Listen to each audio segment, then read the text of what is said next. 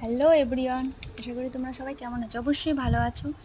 তোমার দাদাভাই এই মাছটা নিয়ে এসছে বাজার থেকে, বুঝতে পারছি না এটা কী নাম হতে পারে। তোমরা সবাই কমেন্ট করো। মাছটা আমি লবণ হলুদ মাখিয়ে নিলাম, দিয়ে মাছটা আমি কী দিয়ে রান্নবো ভাবছিলাম।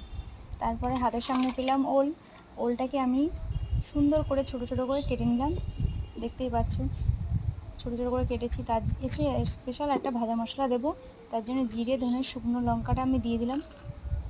দেওয়ার পরে মশলাটাকে ভালো করে ভেজে নেবো। এই মশলাটা দিলে রান্নার স্বাদটাই পাল্টে যায়, তোমরা সবাই একবার ট্রাই করে দেখতে পারো। মশলাটা ভাজার পরে আমি উষ্ণ গরম জলটা করে নিলাম। তারপরে গরম জলটা করার পরে আমি হালকা তেলটা গরম করে নিয়েছি, নিয়ে মাছগুলো সব সব কিছু মাছগুলো একসাথে ভেজে নেবো।